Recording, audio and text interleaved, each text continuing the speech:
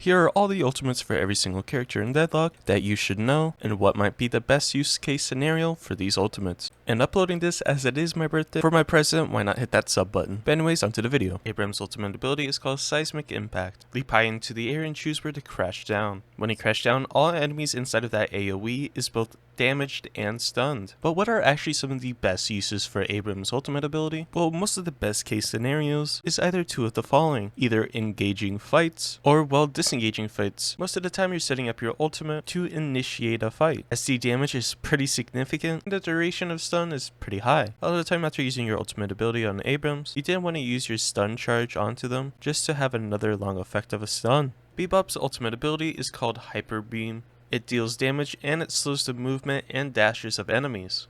But keep in mind, when using the ability, you are slower. Now, when are some of the best times to actually use his ultimate ability? Some of the best uses of his ultimate, or some of the best uses of his combo in general, is first you land the hook onto an enemy, slap on the bomb, uppercut them, and while they're in the air of the uppercut, pop your ulti slowing them down. With this, hopefully your Hyper Beam ultimate does enough damage and slows them down enough that the bomb that you placed on them will end up killing them. If not, it should do a significant amount of damage, and you should finish them off with the Hyper Beam. Now, some other great uses for his ultimate, one of them being pretty self-explanatory, is using your ultimate to take out turrets, guardians, walkers, whatever you want to call them. You do a lot of damage to the towers. It's actually super helpful to your team if you actually use it for that purpose. I believe that pretty much for every single character, if you use your ultimate ability to take some type of objective, whether that be wiping a team fight or honestly just taking towers, walkers, and guardians and shrines, I believe it's all useful to your team, so might as well just use it than holding on to it all the time. Sorry to keep interrupting the video, but I just want to quickly emphasize how important it is to hit that like and subscribe button. Besides watching the video, it's probably the best way to support my channel, and it tells me that you want to keep seeing these videos. But anyways, back to the video. The next ultimate ability is Dynmo, called Singularity. You create a singularity in your hands, it pulls in nearby enemies and damages them. Once it's finished, enemies get knocked into the air. It's both a channel ability and an AoE ability. Now let's just say Dynmo's ulti is actually insane. There's quite a few uses of it. One being initiating a fight, putting your life on the line to save teammates from enemy ultimates, especially characters like Haze, and just overall a really good teamfight ability. There are a few counters, things such as Unstoppable and other items. The next ultimate ability is Grey Talon's Guided Owl. Well, what does that actually do? After a 1.5 second cast time, you launch a spirit owl that you can control, which explodes on impact. It both does a significant amount of damage and it stuns. You can click and hold left mouse button so it speeds up, and simply by tapping spacebar it explodes. Now, something interesting that a lot of people miss out on is that every single kill you get with the Guided Owl, you gain permanent spirit power. It has a 12-meter explosion radius and a 0.75 second stun duration. Now, what are the best uses for it? Well, one of them is when you're first in your laning phase, and well, the first time you unlock the owl, all you have to do is really pay attention to your map, look for enemy players that are low, looking at the different lanes if they need help, or if you believe your owl can help in getting a kill. Once your owl is max level, pretty much get it back every 20 seconds or something like that. So honestly, you can just spam your owls whenever, usually looking to start a fight, take a pick, or even using it to save teammates. Some people say that the owl is broken, but let me know what you think about it down in the comments. Following Grey Talon is Haze's ultimate, Bullet Dance. Bullet Dance is you enter a flurry, firing your weapon at enemies with perfect accuracy. During the flurry, Haze gains a fire rate bonus and will evade some of the bullets shot at her. It's a pretty big AoE and it's really hard to miss. Now, some things to keep in mind is that her passive Fixation also procs on enemies inside of her ulti, because it counts as the same as hitting someone with like a basic attack. That's why Haze's ultimate can be super strong because of the Fixation procs. But to sum it up, most of the time the Haze is trying to go in 1v6 and ult everyone, or if you're trying to actually properly play Haze, you're usually trying to invis around, get to their backline and ult the backline, which is typically going to be your highest damage dealers on the enemy team, but we all know that's not true, especially when the enemy Vindicta is going 1 in 10. Following Haze is Infernus. Infernus' ultimate is called Concussive Combustion. It turns you into a living bomb. After a short delay or channel, it stuns all enemies in its radius. Now, Infernus' ultimate can be pretty devastating, and again, it's super useful in initiating fights,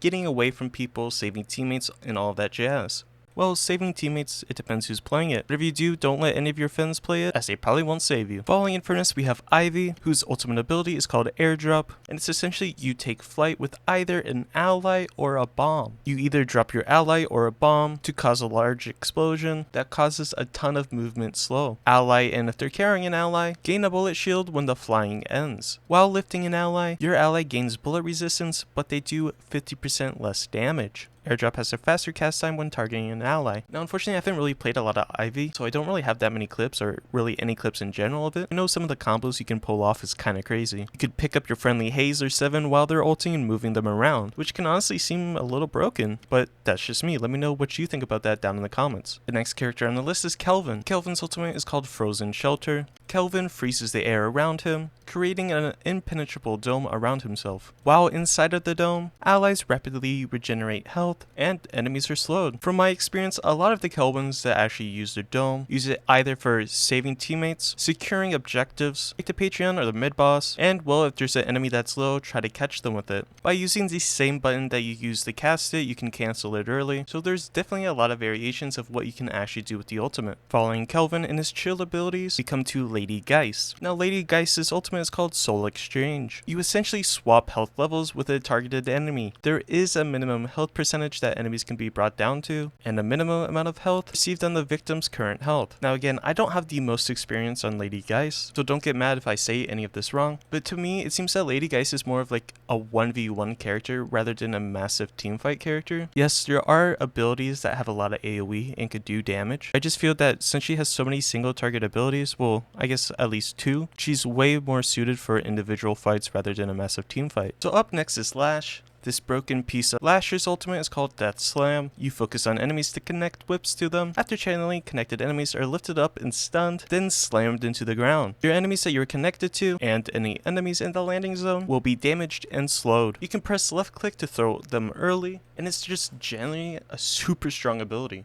Again, you can use this ability to engage fights, turn the tide of a team fight. You can use it to disengage from enemies as well. Or again, you could use it to save teammates if you really wanted to. If done right, you can outburst a ton of damage on Lash. Following Lash, we have Mcginnis, whose ultimate is called Heavy Barrage. Pretty self-explanatory, you unleash a barrage of rockets that land in a specific area. It has a 7-meter minimum range and a 13-second channel duration. Most of the time, you're using the Heavy Barrage to take out turrets, walkers, and the guardians, or if you're just trying to get some initial damage onto some enemies. But for whatever reason, most of the Mcginnises I play with never teamfight and only split push, so they're only just getting their turrets. Up next is the character Mo and Krill. Their ultimate is called Combo, where you hold the target in place, stunning them and dealing damage. And if the enemy you're comboing dies inside of the combo attack, you permanently gain max HP. It's a 2.75 second stun with a 5-meter radius, but it is single target. Now Mo and Krill's ultimate can be very useful again for opening up fights, going for ganks on different lanes to pick out one enemy, and just overall can be super beneficial to your team. Say either a Haze is ulting, simply ult them to cancel their ulti. The DPS of Mo and Krill's ultimate also scales on Spirit, so keep that in mind. Following Mo and Krill, we have Paradox. Paradox's ultimate is called Paradoxical Swap, where you fire a projectile and you swap positions with the targeted enemy. While the effect is occurring, you gain a ton of Spirit lifesteal, and the enemies take damage over time. Sorta just like Mo and Krill, this character is good for ganking, soloing out enemies, and just putting people out of position. But do keep in mind you are swapping with the enemy, so let's just hope you're not swapping into their entire team. Trust me, I know it from experience. Moving on from Paradox, we have Pocket, whose ultimate ability is called Affliction. It has a 14-meter range, so the AoE is pretty large. It applies damage to all nearby enemies over time. Keep in mind, Affliction does not kill enemies, and it does not proc any items. It's essentially just a super long tick damage that hopefully you can capitalize on with the rest of his kit. Now again, Affliction is very good for team fighting. Mainly, you either want to pop the Affliction at the beginning of the fight or the middle of the fight. You want to pop it at those 2 times. Say you pop it at the end of the fight and the enemies manage to get away. Well, unfortunately, they won't die. So it's best when you have them all early on, so you can get the maximum value out of it. Now following Pocket, we have 7. His ultimate ability is called Storm Cloud. It's a 7-second duration ability with an up to 30-meter range. What it does is channels an expanding storm cloud around you that does damage to all enemies within its range. You keep in mind, if enemies are not in the line of sight, so basically if you're not able to see them, hiding behind cover, a wall, or something of the sort, you will not deal any damage. You also have increased bullet resistance while you're inside of 7's ultimate. Now 7's ultimate can be strong for a lot of reasons. First of all, it does a lot of damage to all enemies. You can also use it to take towers, the walkers, or even the Patreon. Most of the time, 7 players will just jump up into the air and ulti so no one can really reach them. But something you should keep in mind is that if a 7 is ulting and they don't have, say, Unstoppable, if you're a character with a stun. Now it has to be a stun. Something like Mo and Krill's ultimate, it will cancel the ulti. Things like Haze's sleep will not cancel the ulti, only bring 7 down to the ground. It's a little strange, but I guess it makes sense. Following up 7, we have Shiv or Elvis Presley, who of course is not broken. Again, I say not broken. But anyways, Shiv's ultimate is called Killing Blow. It has a 20-meter range in any direction. Activate to leap towards an enemy hero and instantly delete them if their health is below the HP threshold. If their HP is not below the threshold, then you'll simply just do 200 damage. Now the thing that's interesting with Shiv's ultimate is that you also gain a passive ability, which is called Rage. To build up the Rage bar, simply damage enemies. While at full Rage, Shiv gains increased damage and special properties on his other abilities. One thing to know is when Killing Blow is fully maxed out, it will reset on an enemy elimination, making it essentially like an execute reset. I think there's a character in League of Legends, I think it's Talon, that's also similar to this, but I don't really remember. I haven't played League of Legends in a long time. Now, just how I was talking about Lady Geist, sorry if I'm wrong, I believe Shiv is more dominant in a 1v1 encounter, as most of his abilities are suited for a 1v1. Now, I'm not saying you can't play him in a teamfight scale, but how I see it, you pretty much have to know what you're doing to be able to pull off a teamfight with Shiv. Following that non-broken champ, we have Vindicta, whose ultimate ability is titled Assassinate. With Assassinate, your rifle actually turns into a sniper, and you're able to use the sniper scope. Now, I believe there's no range limit really, but it is a charge up ability, so your scope needs to be fully charged to deal maximum damage. If not, you only do partial damage. Now, enemies that have less than 50% HP, your Assassinate ability will do more damage. The one thing that's really good about Assassinate is that if you land the Killing Blow with the Assassinate ability, you get more souls for that elimination. Now, how do you actually know if you're going to get the guaranteed elimination? If the enemy is highlighted in red, well then you can snipe them and get the guaranteed kill. As if they're in that outline, then well, you get the kill. Moving on from Vindicta, we have Viscious, and his ability is Goo Ball. You morph into a large goo ball that deals damage and stuns enemies on impact. The goo ball grants a lot of bullet resistance and spirit resistance. Something to note, if you hit walls, you can definitely bounce off of them, but you can also double jump. Again, just like other characters, this ability is great for initiating fights, getting to jump on someone, especially using that stun, getting away from people if you really need to, guaranteeing the mid-monster core, and honestly just to roll around the map for fun. Moving on from Viscious, we have Warden. Warden's ultimate ability is called Last Stand. After channeling or charging, whatever you want to call it, for 2.2 seconds, it releases a pulse in a cone shape in front of you that damages enemies and heals you based on the damage done. It has a 12-meter range with a 6-second timer. Now again,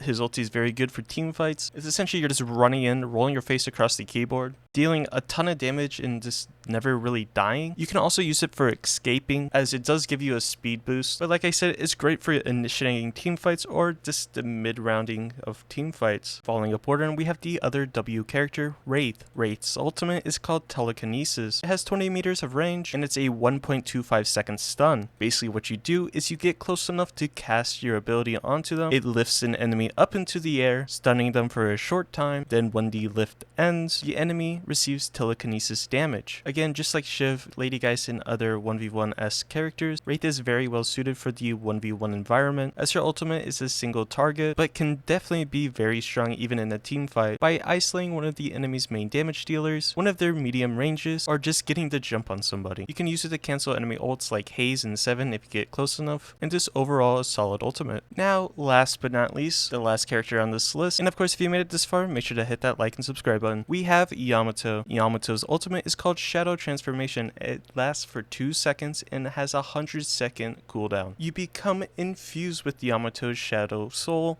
After the initial invincible transformation, your abilities are refreshed and are 60% faster, your weapons have infinite ammo, and you gain damage resistance and immunity to negative status effects. You are unable to die in this mode. You have 5 seconds duration, plus 60% ability speed, plus 55% spirit resist, and plus 55% bullet resist. Again, just like other characters in this game, she's great for a single target, but once you pop that ulti, you can pretty much go crazy on all of the enemy heroes, as you are invincible, dealing a ton of burst damage. Now, an item to pair with Yamato is definitely Refresher, where you pretty pretty much instantly get your ultimate back when pressing refresher. With Yamato's ability, either use it in the beginning of the fight, middle of the fight, or the end of the fight. I see it as more of a preference thing when it comes to Yamato players. I'm terrible with the Yamato, as she's pretty combo heavy. I would say there's not too many counters when it comes to Yamato's ulti. I guess you could silence her before or hit her with some active items, but I don't really think that will matter too much. But overall, she's pretty solid for isolation fights. And again, as it is my birthday today, why not give me the best present of hitting that like and subscribe button? It would mean the world to me to get to 5,000 subscribers, or even 10,000, 20,000, even more. You watching, hitting that like button and that subscribe button means the world to me. It tells me you enjoyed my videos and you keep wanting to see them. But anyways, I hope you have a great and safe day, and I'll catch you in the next one.